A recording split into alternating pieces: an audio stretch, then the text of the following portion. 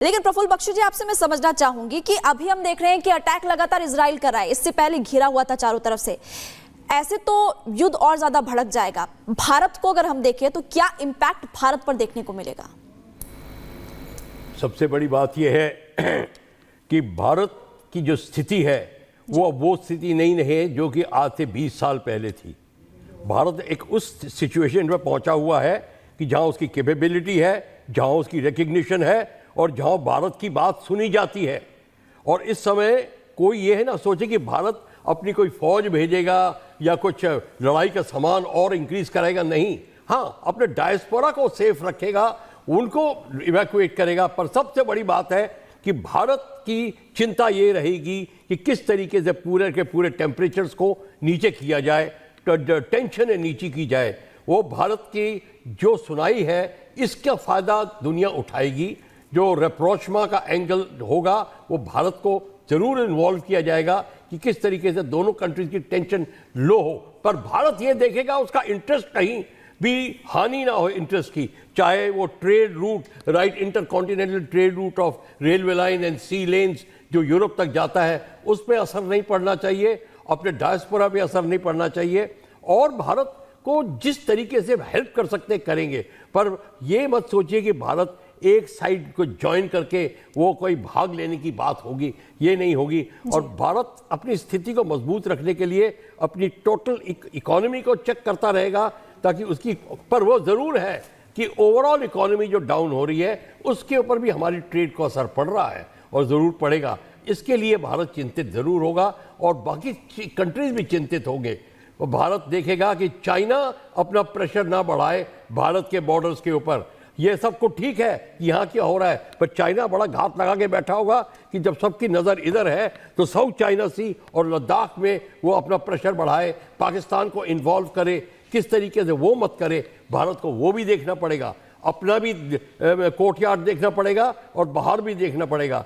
सो भारत की जो स्थिति है वो बहुत बड़ी एक भारी स्थिति ज़रूर होगी, पर भारत की क्षमता ऐसी है कि भारत उसको आराम से संभाल लेगा। और दुनिया इस समय भारत की चर्चा कर रही है कि टेंशन को दूर करने के लिए भारत को ये प्रोटेक्टिंग पावर का स्टेटस दिया जाए, किस तरीके से बुलाया जाए, international committee of red cross. चलिए ठीक है सर, आपके पास देखिए वापस लौटेंगे, समझने की कोशिश करेंगे। लेकिन आपको ये बता दें कि इजराइल ने देखिए अपने सबसे बड़े दुश्मन को ढेर कर दिया है और इसकी वजह से कई ऐसे आतंकप्रस्त देश हैं जिससे मिर्ची लग रही है। खास करके अगर पाकिस्तान की बात करें तो पाकिस्तान में नरसल्ला की मौत को लेकर मातम मनाया जा रहा है। रिपोर्ट के जरिए आपको दिखाते हैं किस तरीके से पाकिस्तान में इस वक्त जो है शोक मनाया जा रहा है नरसल्ला की मौत के बाद।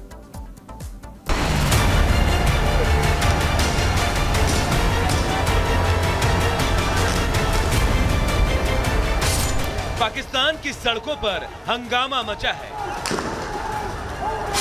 हिजबुल्लाह चीफ नसरल्लाह की मौत पर पाकिस्तान की आवाम और पुलिस आमने सामने है। नसरल्लाह की मौत का सदमा पाकिस्तानियों को ऐसा लगा है कि गम और गुस्से का उबार अब वहां की सड़कों पर सैलाब की शक्ल ले चुका है।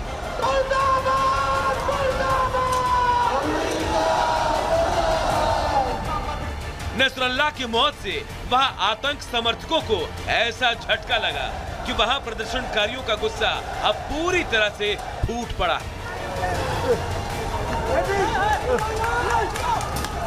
नसरल्लाह की मौत का बदला इजराइल और अमेरिका से लेने की मांग हो रही है और प्रदर्शनकारियों की ये भीड़ हिजबुल्लाह के खिलाफ अपना समर्थन दर्ज कराने कराची में अमेरिकी दूतावास की तरफ कूच कर चुकी है।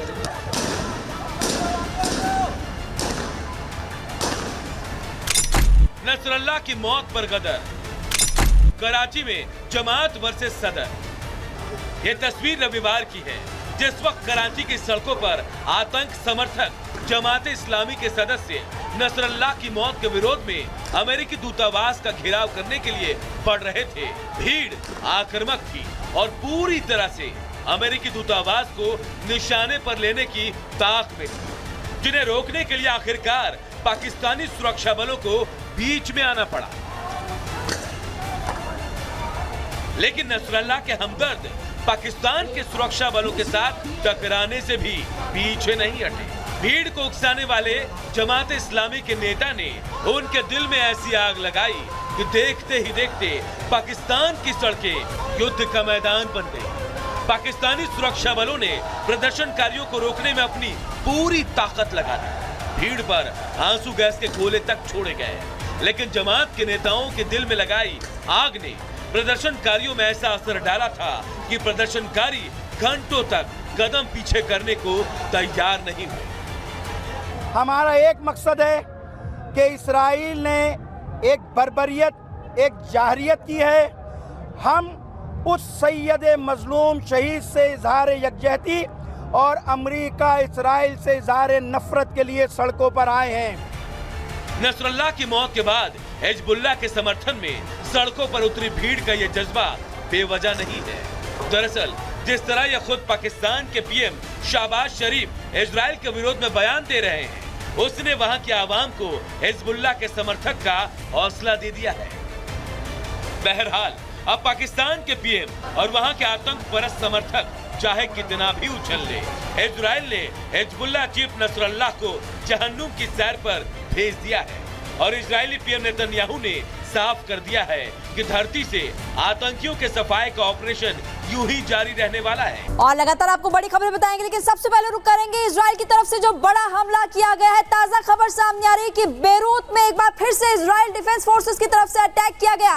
सेंट्रल बेरूत की अगर बात करें, वहां पर रिहायशी इलाकों में ड्रोन दागे हैं। तस्वीरें आपको दिखाएंगे। बड़ी खबर स्क्रीन पर आपको जानकारी दे दें कि बेरूत में अटैक यहां पर किए गए और ये भी आपको साथ ही बता रहे हैं लगातार कि किस तरह से इजराइल डिफेंस फोर्सेस की तरफ से अटैक किए जा रहे हैं। ताजा मामला सेंट्रल बेरूत से सामने आया है और आपको ये भी बता दें कि यहां पर अपार्टमेंट की इमारत को निशाना बनाया, देर रात आतंकियों के ठिकानों पर मिसाइल अटैक्स किए गए हैं। देखिए आपको जानकारी इस वक्त हम दे रहे हैं कि पहली बार रिहायशी इलाकों में ड्रोन दागे गए हैं, हवाई हमला किया गया, एक बहुमंजिला आवासीय इमारत पर हमला किया गया है इजराइल डिफेंस फोर्सेस की तरफ से। यानी कि इजराइल अब अपने दुश्मनों के खात्मे के लिए पूरी तैयारी कर चुका है। पहले आपने देखा हमास, फिर उसके बाद आपने देखा लेबनान के बेरूत पे अटैक किया गया। उधर आप दूसरी तरफ ये भी देख रहे हैं कि यमन पर भी अटैक की तैयारी इजराइल कर रहा है और ये ताजा मामला सामने है जहां पर एक बहुमंजिला इमारत पर भी ड्रोन दागे गए हैं। रिहायशी इलाका है जहां पर अटैक किया गया इजराइल डिफेंस फोर्सेस की तरफ से। ताजा मामला और तस्वीर इस वक्त आपकी टीवी स्क्रीन पर। हिजबुल्लाह चीफ नसरुल्लाह की मौत के बाद इजराइल ने अब लेबनान की राजधानी बेरूत में आवासीय इलाकों पर हमला किया और पहली बार आवासीय इमारतों पर ड्रोन अटैक किया गया है इजराइल डिफेंस फोर्सेस की तस्वीर इस वक्त आपकी टीवी स्क्रीन पर। एक और बड़ी खबर आपको बता दें, बेरूत में मारा गया इजराइल विरोधी फिलिस्तीनी नेता इमाद ओदेह नाम का आतंकी समर्थक ढेर हुआ है। कल रात इजरायली हमले में ओदेह की मौत हुई है। Odeh popular front for liberation of फिलिस्तीन का सदस्य था जिसको खत्म कर दिया गया है। कल देर रात इजरायली हमले में ओदेह की मौत हुई है। इजराइल के हमले लगातार जारी हैं। माना यह जा रहा था कि सुप्रीम कमांडर के मारे जाने के बाद, यानी कि नसरुल्लाह के मारे जाने के बाद हमले हो सकता है कुछ हद तक कम हो, लेकिन किसी तरह से हमला कम नहीं हुआ है, बल्कि अटैक और ज्यादा कर दिए गए हैं। इसलिए कि हिजबुल्लाह के जो आतंकी हैं जिनकी संख्या 1 लाख से ज्यादा बताई जाती है, उनका खात्मा किया जा सके। पूरी तरीके से इस आतंक को खत्म करने के लिए इजराइल लगातार बड़े कदम उठा रहा है। और ये तस्वीर आपको दिखा रहे हैं ओदेह उस शख्स की जिसको मार गिराया गया है। और जैसे ही बेरूत में लगातार जो बमबारी हो रही है, इस तरह से एयर स्ट्राइक हो रही है, उसके बाद बेरूत में लोगों में भी अफरा तफरी का माहौल है। तस्वीरें ऐसी सामने आ रही हैं कि लोग कई बार अपने घरों को छोड़कर भी दूसरी जगह जा रहे हैं, बल्कि वो शहर तक छोड़ देना चाहते हैं क्योंकि लगातार बमबारी हो रही है। और ऐसे में इजराइल की कोशिश ये है कि हिजबुल्लाह का नामो निशान मिटा दिया जाए।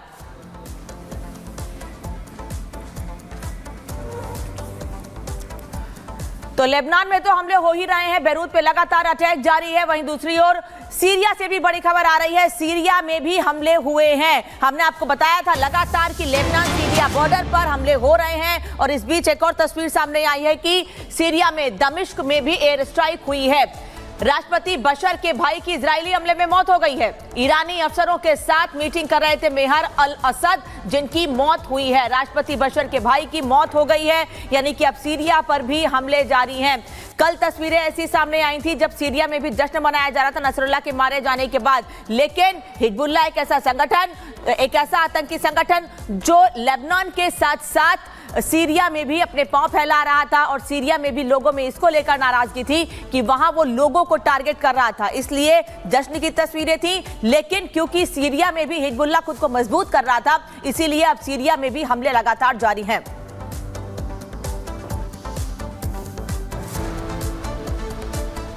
तो देखिए, हिजबुल्लाह पर एक्शन के बाद अब इजराइल ने यमन में घुसकर वहां पर हमले किए हैं। ताबड़तोड़ बमबारी लगातार अब यमन के हूतियों पर जारी है। आपको बता दें कि इजराइल पहले ये कह चुका है कि वो अपने दुश्मन को छोड़ेगा नहीं और चुन चुन कर उसका खात्मा करेगा। पहले देखिए, हमास, हिजबुल्लाह और यमन के हूतियों पर लगातार बमबारी हो रही है। एयर स्ट्राइक के जरिए बंदरगाह को ध्वस्त किया जा रहा है। उस बंदरगाह को ध्वस्त किया जा रहा है जहां हूती विद्रोही अपने जो हथियार है वहां पर छिपा के रखा करते थे। अब उन बंदरगाह को ध्वस्त करने का काम इजराइल की तरफ से किया जा रहा है। तो लगातार हम आपको तस्वीरें भी पहुंचा रहे हैं किस तरीके से इजराइल ने जो कसम खाई थी कि हम अपने दुश्मनों को मार गिराएंगे, जो भी इजराइल पर आंख उठाकर देखेगा उसे छोड़ा नहीं जाएगा, और उसी के तहत अब इजराइल लगातार कार्रवाई भी करता हुआ नजर आ रहा है।